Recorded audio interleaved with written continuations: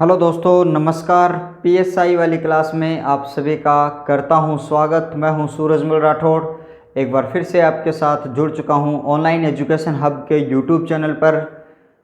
जैसा कि आप थंबनेल देख पा रहे हो, आज हम एसआई का जो पार्ट नंबर 19 है इसको पढ़ने जा रहे हैं, और जिसमें हम समास का पार्ट नंबर 1 यानी नई क्लास, नया टॉपिक और नया आगाज़ हम शुरू करने जा रहे हैं। लास्ट क्लास में हमने संधि के बारे में पढ़ा, और संधि की जो हमारी 16 क्लास थी, उन 16 क्लास के माध्यम से हमने स्वर संधि से लेकर संधि की परिभाषा से लेकर हमने विसर्ग संधि, रुत्व संधि तक हमने अध्ययन किया।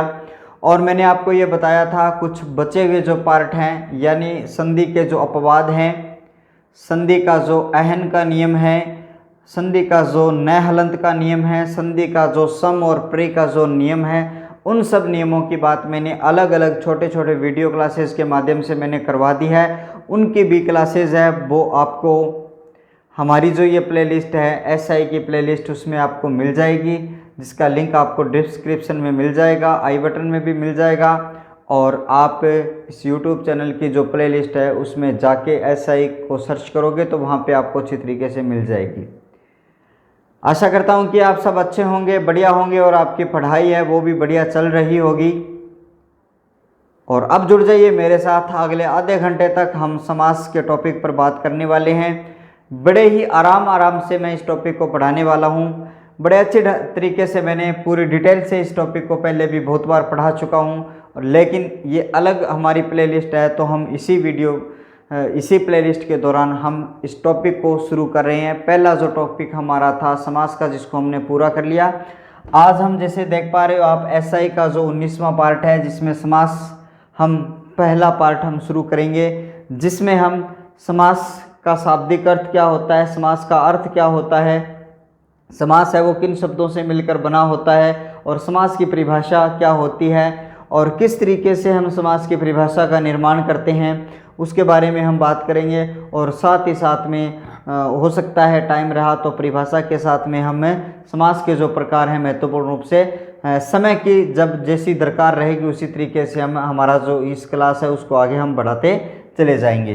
तो सबसे पहले मैं यहाँ पे हेडिंग डाल रहा हूँ समास, और इसी तरीके से आप हेडिंग डालते जाना समास की, इसी तरीके से आप भी हेडिंग डालते जाना समास।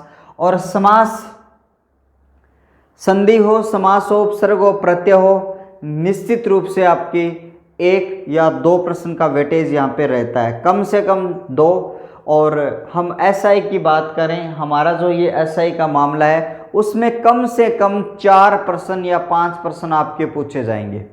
आज से ही आप नोट कर लेना कि आपका जो ये समास का जो टॉपिक है, एसआई वाले जो मेरे साथी हैं उनके लिए यहाँ से 4 से 5 प्रश्न अगले आने वाली 4 से 5 क्लासेस में मैं अच्छी तरीके से डिटेल से करवाने की कोशिश करूँगा आपके समक्ष, क्योंकि कुछ तथ्य छूट भी जाएंगे तो मैं उसकी प्लेलिस्ट है वो राजस्थान हाई कोर्ट वाली वो भी डाल दूंगा, क्योंकि वहाँ पे मैंने बड़े ही विस्तृत रूप से इनको लाइव सेशन के माध्यम से करवा रखे हैं। तो जितने भी साथी आप जुड़ रहे हो देरी से इस सेशन में, शेयर कर दीजिए, लाइक कर दीजिए, सब्सक्राइब कर दीजिए, और बड़े ही एक बार आप अच्छा सा कमेंट करके फिर आप तल्लीनता से मोबाइल को इस तरीके से लैंडस्केप मोड में करके अच्छी तरीके से सामने रख के बड़े ही गहराई से मैं जो बोल रहा हूँ, मैं जो लिख रहा हूँ, बड़े मनोयोग से आप उनको सुनते जाना अच्छी तरीके से, ठीक है। तो यहाँ पे आपके सामने शब्द दिया हुआ है समास, और मैं आपको हमेशा ही बताता हूँ सबसे पहले हमारा जो टॉपिक है उस टॉपिक के नाम की कहानी की बात हम करते हैं। नाम की कहानी, सबसे पहले नाम की कहानी, यानी हमारा जो ये शब्द है वो कैसे बना, किस तरीके से शब्द की उत्पत्ति हुई, ये शब्द क्यों बना। उसके बाद में हम बात करेंगे कि हिंदी व्याकरण में समास पढ़ने की आवश्यकता क्यों पड़ी। हिंदी व्याकरण में समास पढ़ने की आवश्यकता क्यों पड़ी, समास पढ़ने की आवश्यकता। देखिए, हम इन चीज़ों का अध्ययन आज की क्लास में हम बात करेंगे, और उसके बाद में अगर हम बात करेंगे कि इसका अर्थ क्या होता है और अर्थ की भी बात करूं, यहाँ पे हम शाब्दिक अर्थ की बात करेंगे और शाब्दिक अर्थ जानने के बाद में हम उदाहरण के माध्यम से शाब्दिक अर्थ के बाद में हम बात करेंगे परिभाषा किस तरीके से निर्माण होती है। उदाहरण के माध्यम से हम परिभाषा को समझेंगे और उसके बाद में अगर हम बात करेंगे तो हम बात करेंगे यहाँ पे प्रकार की। तो इस तरीके से आज की क्लास में ये जो आपके टॉपिक्स दिखाई दे रहे हैं उनको समेटने की हम कोशिश करेंगे। आपके सामने ये जो टॉपिक दिखाई दे रहे हैं, नाम की कहानी, फिर हिंदी व्याकरण में समास पढ़ने की आवश्यकता हमें क्यों पड़ी, इसके बाद में इसका जो शाब्दिक अर्थ होता है वो क्या होता है, इनका जो शाब्दिक अर्थ है वो किस तरीके से हमने बनाया, और इसके बाद में इसकी जो परिभाषा है वो हम उदाहरणों के माध्यम से जानेंगे और उसके बाद में हम प्रकारों के ऊपर हमारी चर्चा को करेंगे। जितना हमारे पास में टाइम अवेलेबल होगा उसी तरीके से हम इस टॉपिक को क्या करेंगे, पूरा करेंगे। ठीक है, तो सबसे पहले मैं यहाँ पे चलता हूँ। सबसे पहले आपके सामने जो ये नाम आपको दिखाई दे रहा है, ये नाम किस तरीके से बना है आपको मैं बताना चाहूँगा। सबसे पहले अगर बात करी जाए तो सम धन आश, ये जो आपको शब्द दिखाई दे रहा है समास, इस समास की इस तरीके से उत्पत्ति हुई है। समास यहाँ पे जो शब्द है वो इस तरीके से बना है सम धन आश। आपको ये पता चल गया कि हमारा जो समास शब्द है वो किससे बना है, सम धन आश से बना है।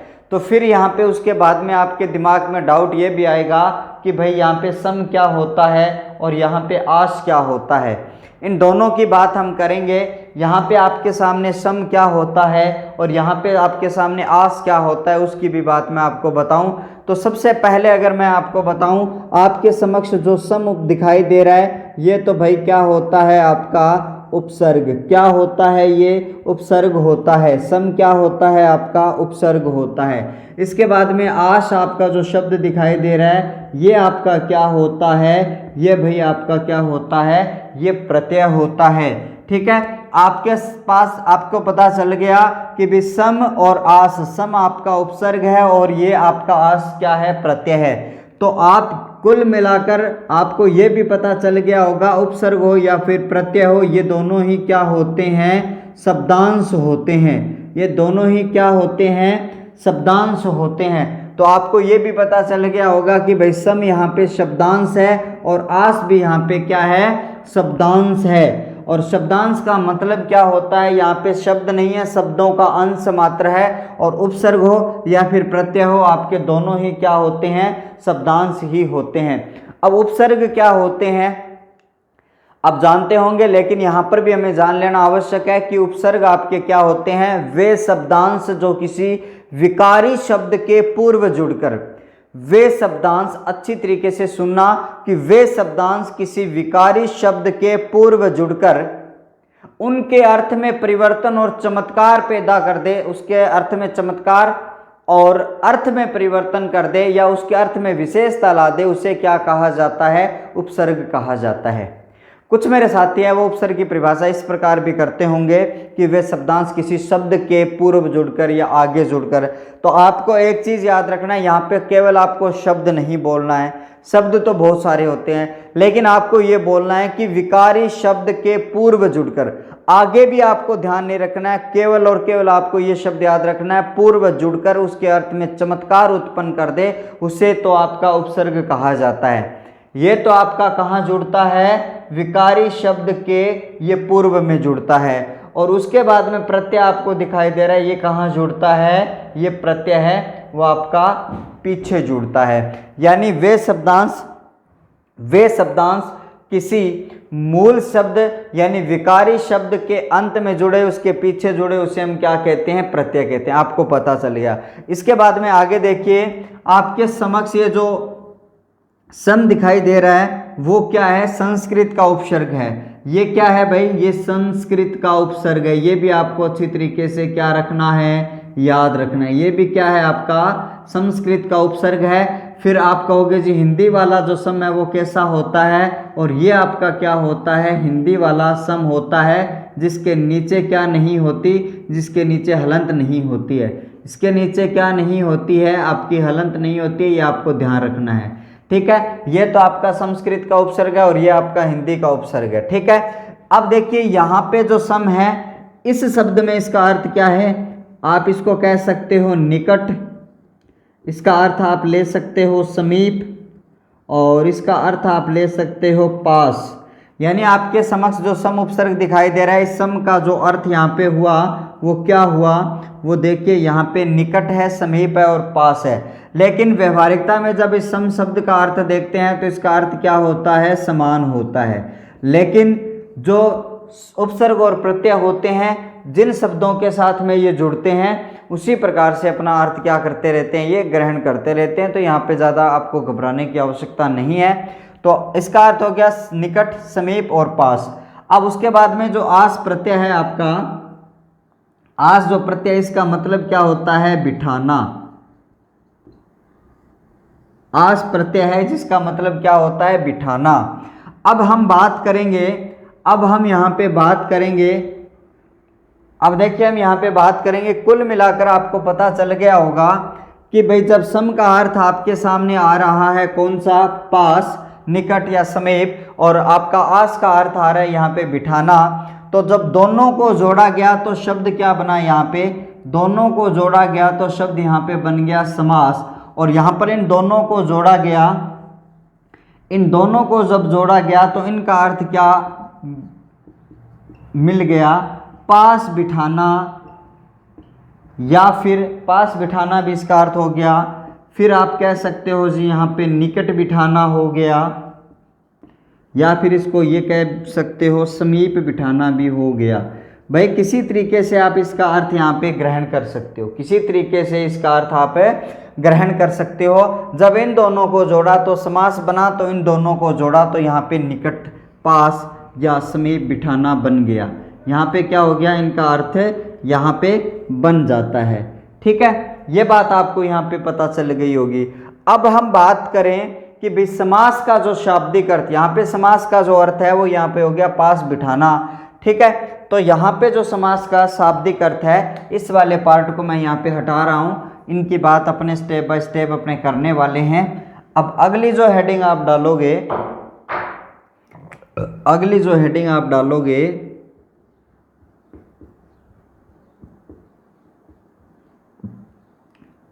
शाब्दिक अर्थ इसका क्या होता है, इसका शाब्दिक अर्थ यहाँ पे क्या होता है, इसकी हेडिंग आप डालोगे तो भाई आपको बता देता हूँ, यहाँ पे आपके समक्ष आ गया भाई पास बिठाना। ठीक है, इसका शाब्दिक अर्थ क्या हो गया, यहाँ पे पास बिठाना। एक बात आपको पता चल गई भी, इसका शाब्दिक अर्थ क्या हुआ, पास बिठाना, समीप बिठाना, एक ही बात है। इसके बाद में इसका जो शाब्दिक अर्थ होता है वो होता है छोटा रूप। क्या होता है, छोटा रूप होता है।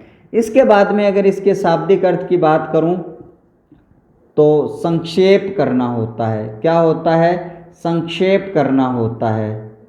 ठीक है, और इसके बाद में अगर बात करें हम संक्षिप्तीकरण, इसके बाद में अगर हम बात करें तो इसका शाब्दिक अर्थ क्या हो गया, संक्षिप्तीकरण हो गया। आपके समक्ष जो इसके जो शाब्दिक अर्थ आए हैं वो भिन्न भिन्न रूप से आपके समक्ष आ चुके हैं। पास बिठाना, छोटा रूप, संक्षेप करना और संक्षिप्तीकरण, ये इसका क्या है भाई, ये इसके शाब्दिक अर्थ हैं। पता चल गया। अब आप कहोगे भाई ये ही इनके शाब्दिक अर्थ क्यों हुए, इनकी भी बात मैं आपको बताऊंगा। और आपको ये बता देता हूं 2015 का जो महिला सुपरवाइजर है उसमें ये प्रश्न पूछा गया है और जिसका उत्तर क्या था, संक्षिप्तीकरण था। समास का शाब्दिक अर्थ आपसे पूछा गया था। समास का जो शाब्दिक अर्थ हो गया पास बिठाना, छोटा रूप, संक्षेप करना या संक्षिप्तीकरण करना होता है। एक बार फिर से मैं रिवाइज करवा देता हूं। समास है वो दो शब्दों से मिलकर बना है, दो शब्दांशों से मिलकर बना है, सम धन आस, और सम का अर्थ यहाँ पे हुआ उपसर्ग और ये है आपका प्रत्यय। देखिए इसका अर्थ होता है निकट, समीप या पास, और इसका अर्थ होता है बिठाना। तो कुल मिलाकर जब दोनों को जोड़ेंगे तो समास इसका अर्थ हो गया, और इसका दोनों को जोड़ने के बाद में पास बिठाना, निकट बिठाना या समीप बिठाना इसका अर्थ हो जाता है। और इसके शाब्दिक अर्थ की बात करूं तो पास बिठाना, छोटा रूप, संक्षिप्तीकरण या संक्षिप्तीकरण या संक्षेप करना यहाँ पे होता है। यहाँ तक की बात आपके समझ में आई होगी। अब आपके दिमाग में एक प्रश्न चिन्ह और लग गया होगा, आपके दिमाग में एक प्रश्न चिन्ह और लग गया होगा कि भाई ये शाब्दिक अर्थ, पास बिठाना, संक्षेप करना, छोटा रूप या संक्षिप्तीकरण क्या है। तो यही बात मैं आगे आपको समझाने वाला हूं। अगर आप नोट डाउन मेरे साथ कर रहे हो तो इसको क्या कर लीजिएगा, आप नोट कर लीजिएगा, वीडियो को रोक के कर लेना, ठीक है। अब मैं आगे के संदर्भ में बात करता हूं आपके साथ में। पूरा का पूरा मैं एक बार इनको, इधर वाला पार्ट है वो पड़ा रहेगा, इस वाले पार्ट को मैं क्या कर देता हूं, यहां से हटा देता हूं। अब मैं शाब्दिक अर्थ आपको बताऊंगा, उदाहरण के माध्यम से मैं आपका शाब्दिक अर्थ है वो क्लियर करने वाला हूं। उदाहरण के माध्यम से मैं शाब्दिक अर्थ क्लियर करने वाला हूं। अब देखिए यहाँ पर आपको क्या चीज़ मिलती है। जब आप समास पढ़ते हो तो आपको एक चीज़ है वो अच्छी तरीके से याद रखनी है। जब आप समास पढ़ते हो तो आपको एक चीज़ अच्छी तरीके से याद रखनी है। समास में क्या होता है, समास में होता है एक पूर्व पद। समास में क्या होता है, एक पूर्व पद होता है, और इसके बाद में क्या होता है, बीच में आपके समक्ष मिलेगा आपको अव्यय या फिर कोई शब्दांश मिल सकता है, या फिर कारक की विभक्ति आपको यहाँ पे मिल सकती है। हमें छोटा रूप देखना है या, और इसके बाद में आपको क्या मिलेगा, उत्तर पद। इसको अपने क्या बोलेंगे, उत्तर पद बोलेंगे, ठीक है।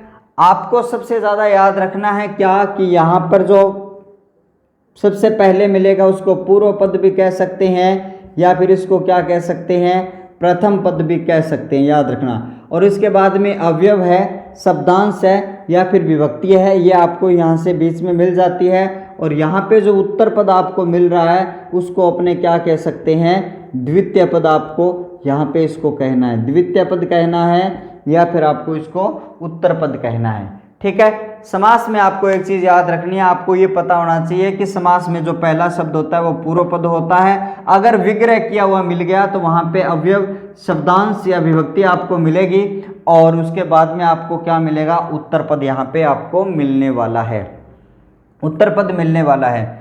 ये तो है आपका विस्तृत पद, ये तो आपका कौन सा है, विस्तृत पद है। लेकिन हमने ये कहा कि इसका जो शाब्दिक अर्थ है वो पास बिठाना है, छोटा रूप है, संक्षेप है या फिर संक्षिप्तीकरण है।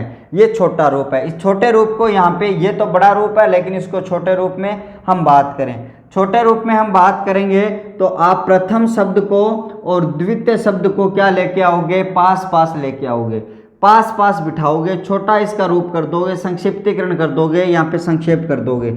यानी आपके सामने जो अवयव और शब्दांश और विभक्ति है उनका लोप करके, इनको गायब करके, प्रथम पद यानी पूर्व पद और जो उत्तर पद है उनको पास पास लाकर क्या कर दोगे, दोनों को जोड़ दोगे। इसे ही क्या कहा जाता है, समस्त पद कहा जाता है। यही इसकी मान लेते हैं, यही इसका क्या है, अर्थ है। समझ में आया होगा, बड़ी अच्छी तरीके से मैं आपको यहाँ पे बता रहा हूँ कि यहाँ पे आपके समक्ष इस तरीके से आपका पूरा का पूरा मामला रहेगा। पूर्व पद होगा, बीच में ये वाला पार्ट मिलेगा, उत्तर पद होगा, और इस पूर्व पद को हम प्रथम पद कह सकते हैं, उत्तर पद को हम द्वितीय पद कह सकते हैं। जब हम इन दोनों इनका लोप करेंगे तो पूर्व पद और उत्तर पद को दो पास पास लेकर आएंगे तो ये पूरा समास बन जाएगा, और यही आपका शाब्दिक अर्थ है। पास बिठाना है, संक्षिप्तीकरण है, छोटा रूप है। अच्छी तरीके से आप समझ गए होंगे। अब मैं उदाहरण के माध्यम से भी आपको इसको क्लियर करवाने वाला हूँ, उदाहरण के माध्यम से भी आपको क्लियर करवाने वाला हूँ। लेकिन इससे पहले मैंने एक शब्द और लिखा था, एक क्वेश्चन और लिखा था कि नाम की कहानी क्या है।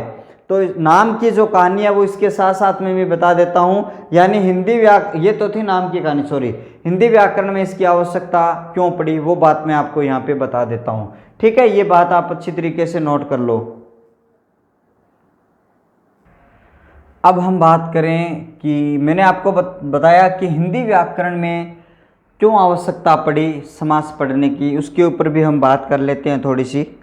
देखिए मैं इनको आप मिटो रहा हूँ, आपने लिख लिया होगा, दोबारा से भी हम बात करेंगे।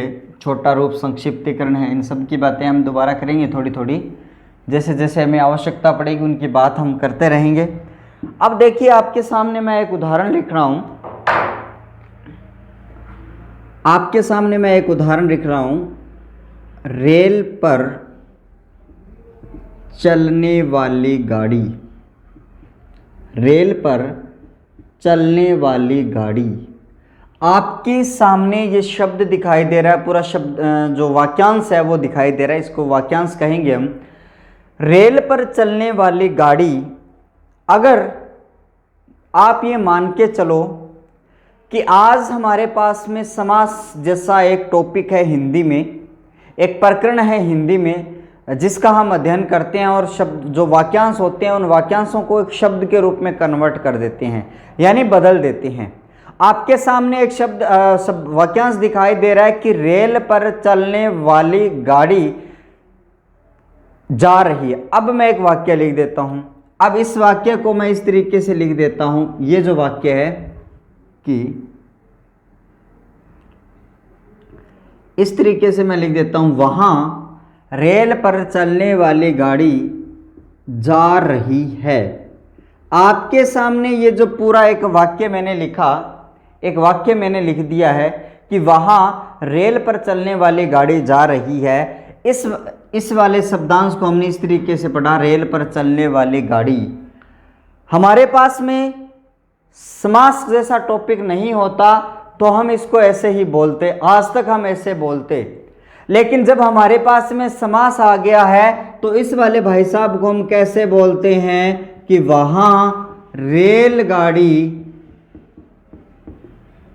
जा रही है। वहां रेलगाड़ी जा रही है। अब इस रेल पर चलने वाली गाड़ी को हमने क्या लिखा है? रेलगाड़ी लिखा है। अब आपके समझ में आ गया होगा कि हमने हिंदी व्याकरण में समास वाले जैसे टॉपिक को हमने क्यों पढ़ा। यानी एक वाक्यांश था, उसको एक शब्द में हमने बदला। तो एक वाक्यांश को शब्दों में बदलने के लिए हम समास का प्रयोग करते हैं कि हमें ज़्यादा शब्दों का प्रयोग न करना पड़े, उन इकट्ठे ही एक शब्दों के समूह को एक शब्द बोल दें, तब हमें आवश्यकता पड़ी। आज के ज़माने में अगर समास नहीं होता तो रेल पर चलने वाली गाड़ी, बैल से चलने वाली गाड़ी, विद्या के लिए आल्य, इस तरीके के शब्दों हम बात करते। पीत है जिसका अंबर, पीताम्बर हम बोलते। शाखा पर दौड़ने वाला मृग, इस तरीके से हम बोलते। चंद्र है जिसके शिखर पर, चंद्रशेखर को आज इस तरीके से हम बोलते है ना। गज है आनंद जिसका, यानी गज है आनंद जिसका, गजानन, हम गणेश को इस तरीके से बोलते। हमारी हिंदी व्याकरण में समास जैसा टॉपिक नहीं आता तो हम वाक्यांशों को आज इस तरीके से बोलते होते। लेकिन ये एक बड़ा ही शानदार और एक बेहतरीन जो हमारे पास टॉपिक आ गया है, तो हमने वाक्यांशों को एक शब्द के रूप में हमने पढ़ लिया है। तो इस टॉपिक को आपको समझना है, रटना नहीं है। समास को आप कभी भी नहीं रट सकते। मैं ये फिर से आपको बता रहा हूं, ऑफलाइन क्लास में मैं आपको बहुत बार बता चुका हूं, समास जैसे एक बेहतरीन टॉपिक को, एक शानदार टॉपिक को आप कभी भी रट नहीं सकते। आपने रट लिया तो पीताम्बर को आप बहुब्रीहि समास कहोगे। आपने रट लिया तो पयोज को आप बहुब्रीहि समास कहोगे, आप तत्पुरुष समास कहोगे। आपको रटना नहीं है। आपने रट लिया तो पंचनद्य को आप द्विगु समास कहोगे। इस तरीके से आपको क्या नहीं करना है, समास को कभी भी रटना नहीं है मेरे साथियों। समास को आपको समझना है, एक एक बात को आपको समझना है। मेरे साथ आपको समझना है, सूरजमल राठौड़ के साथ में आपको समझना है। चलते हैं, ये बात आपके समझ में आई होगी कि वहाँ रेल पर चलने वाली गाड़ी जा रही है, उसको हमने रेलगाड़ी लिखा है। तो ये आवश्यकता पड़ी, वाक्यांशों को शब्दों के रूप में बदलने की आवश्यकता हमें पड़ी। अब मैं बात करता हूँ समास की जो परिभाषा है, परिभाषा की बात मैं आपके साथ में करूँगा। बहुत सारे साथी हैं परिभाषा को रटते हैं, रटने की बजाय इस कॉन्सेप्ट को आप समझ लेना। परिभाषा को याद करने का जो मैं कॉन्सेप्ट आज आपको दे के जा रहा हूँ, उस कॉन्सेप्ट को आप समझ लेना, तो कभी भी आपके दिक्कत नहीं आएगी। सबसे पहले मैं उदाहरण के माध्यम से आपको समझाने की कोशिश करूँगा। देखिए आपके सामने मैं उदाहरण यहाँ से लिख रहा हूँ।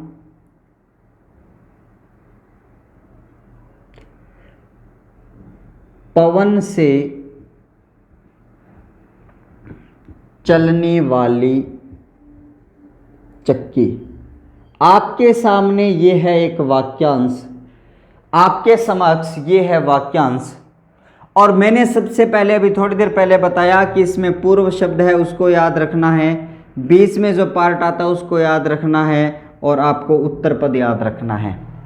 ठीक है, आपको पूर्व पद याद रखना है, बीच में जो शब्दांश वाक्यांश जो अवयव है विभक्तियां वो आती है उनको ध्यान रखना है, और लास्ट में जो उत्तर पद आता है उनको ध्यान रखना है। यहाँ पे दो सार्थक शब्द आपको दिखाई दे रहे हैं, एक पवन दिखाई दे रहा है और आपके समक्ष एक दूसरा कौन सा दिखाई दे रहा है, चक्की दिखाई दे रही है। इस पवन को मैं यहाँ पे क्या लिखूंगा, पूर्व पद। इसको क्या लिखेंगे हम, पूर्व पद लिखेंगे। और आपका ये जो अंतिम पद है जिसे हम क्या लिखेंगे, उत्तर पद लिखेंगे। उत्तर मतलब बाद वाला पद, उत्तर पद का मतलब यहाँ पे क्या है, बाद वाला पद यहाँ पे है। अब यहाँ पे ये तो है कारक की विभक्ति और ये है आपकी चलने वाली, यानी ये क्रिया का काम यहाँ पे कर रही है। तो ये जो पूरा का जो पूरा पार्ट है इसको बीच में से आपको दिया गया है, उस पार्ट को मैंने क्या बताया, इसको लोप करना है। उस पार्ट को आपको क्या करना है, लोप करना है, यानी आपको क्या कर देना है, इसको गायब कर देना है।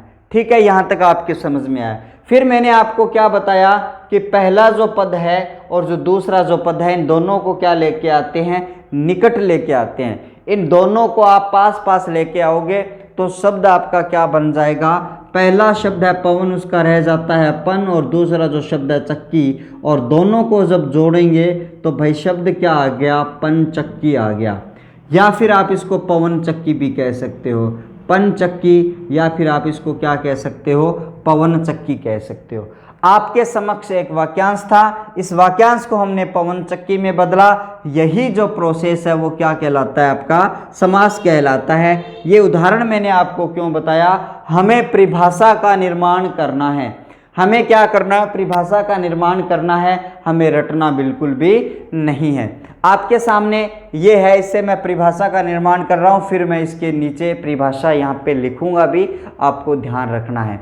देखिए आपके समक्ष क्या है, जब दो या दो से अधिक, आपके समक्ष दो शब्द या दो से अधिक शब्दों का योग आपको मिल रहा है, तब हम इनको क्या कह रहे हैं, तब हमारा ये जो है वाक्यांश है, तब इसको हम क्या कह रहे हैं, वाक्यांश। यानी दो या दो से अधिक शब्दों का योग होगा लेकिन वो वाक्य पूरा नहीं हो गया, तब इसको क्या कहा जा रहा है, वाक्यांश, यानी वाक्य का अंश हम इसको कह सकते हैं। दो या दो से अधिक शब्दों के बीच की विभक्ति, अवयव, कारक चिन्ह या आपके शब्दांश को लोप करने के बाद में पूर्व पद और द्वितीय पद को मिलाने से जो शब्द बनता है उसे ही क्या कहा जाता है, समास कहा जाता है। परिभाषा इसी उदाहरण से है, परिभाषा कभी भी रटना नहीं है, समझ लेना है। दो या दो से अधिक शब्दों के बीच की विभक्ति, अवयव, कारक चिन्ह या अनावश्यक शब्दों का लोप कर, गायब कर प्रथम पद या उत्तर पद को मिलाने से जो पद बनता है उसे समास कहा जाता है, उसे समस्त पद कहा जाता है। परिभाषा मैं यहाँ पे नोट कर रहा हूँ, नोट कर लेना आप भी, फिर मैं इनके बारे में आपको कुछ बातें और बताऊंगा। यहाँ पे लिखना आप, यहाँ से मैं इसकी परिभाषा लिख रहा हूँ, दो या दो से अधिक, दो या दो से अधिक शब्दों के बीच की विभक्ति। एक और इम्पोर्टेंट बात मैं आपको अभी बताने बताऊंगा अभी थोड़ी सी बात। विभक्ति, अवयव, या फिर हम बात करें अनावश्यक शब्द, या हम बात करें अनावश्यक शब्द, अनावश्यक शब्दों का लोप यानी गायब कर पूर्व पद व उत्तर पद को मिलाने से जो पद प्राप्त होता है, जो मिलाने से जो पद प्राप्त होता है उसे समास कहते हैं, उसे समास कहते हैं। ये रही आपके लिए परिभाषा। मैंने आपको बड़ी ही अच्छी तरीके से इस उदाहरण के माध्यम से परिभाषा बताई। मैंने ये बताया कि दो या दो से अधिक शब्दों के बीच की विभक्ति परसर्ग या अन्य चीज़ों को लोप कर पूर्व पद और उत्तर पद को मिलाने से, इनको जोड़ करने से हमें जो पद प्राप्त होता है उसे समास कहा जाता है। हमें जो पद प्राप्त होता है उसे क्या कहा जाता है? समास कहा जाता है। यही बात हमने की है। अब देखिए यहीं पर हमें पता चल रहा है कि छोटा रूप कैसे है। यहाँ पर ये आपको बड़ा रूप दिखाई दे रहा है, दीर्घ रूप आपको दिखाई दे रहा है। इन दोनों शब्दों को हमने जब पास पास बिठाया तो आपके सामने एक छोटा रूप, एक संक्षिप्तीकरण आ गया, उसे ही समास कहा जाता है अगर छोटे शब्दों में हम बात करें तो। अब देखिए समास को, ये भी बात आपको अच्छी तरीके से ध्यान रखनी है, समास को समस्त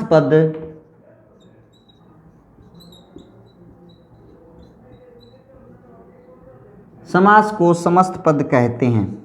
समास को क्या कहा जाता है? समस्त पद यहाँ पे कहा जाता है। समास को क्या कहा जाता है? समास को समस्त पद के नाम से यहाँ पे जाना जाता है। आपके सामने ये जो थी परिभाषा मैंने अच्छी तरीके से, बड़ी शानदार तरीके से आपको बताई है। एक एक बात, एक एक कॉन्सेप्ट को मैंने अच्छी तरीके से क्लियर किया है। मैं ज़्यादा बात नहीं करता हूँ, सीधा का सीधा कथन होता है हमारा जो हमारी पाठ्य वस्तु है उसके ऊपर सीधा सीधा हमारा ध्यान यहाँ पे रहता है। मैंने कहा दो या दो से अधिक शब्दों के बीच की विभक्ति हो, परसर्ग हो, कारक चिन्ह हो, अवयव हो, अनासक शब्द उन सबको गायब करने से जो प्रथम पद है, जो उत्तर पद है, उनको मिलाने से जो पद प्राप्त होता है उस पद का नाम क्या होता है? उसी पद का नाम होता है समास। और उस समास को हम समस्त पद के नाम से भी जानते हैं। ये थी हमारी परिभाषा। अब मैं एक शानदार सा कॉन्सेप्ट आपको और बताने जा रहा हूँ, क्योंकि बहुत बार एग्जाम में आपका ये पूछा जाता है। नोट कर लेना आप अच्छी तरीके से, आराम से वीडियो को रोक कर भी आप इसको लिख सकते हो। अब मैं आपको एक चीज़ और बताने जा रहा हूँ। एक और उदाहरण के माध्यम से हम एक चीज़ को और क्लियर करेंगे। और वहीं से भी बहुत बार प्रश्न पूछा जाता है, वहाँ से भी बहुत बार यहाँ से प्रश्न पूछा जाता है, एग्ज़ाम में पूछा भी गया है। आपके सामने मैं एक उदाहरण लिख रहा हूँ, और ये उदाहरण हमेशा ही लिखता हूँ मैं, और आज फिर दोबारा से लिख रहा हूँ। विद्या के लिए आल्य, ठीक है, विद्या के लिए आल्य।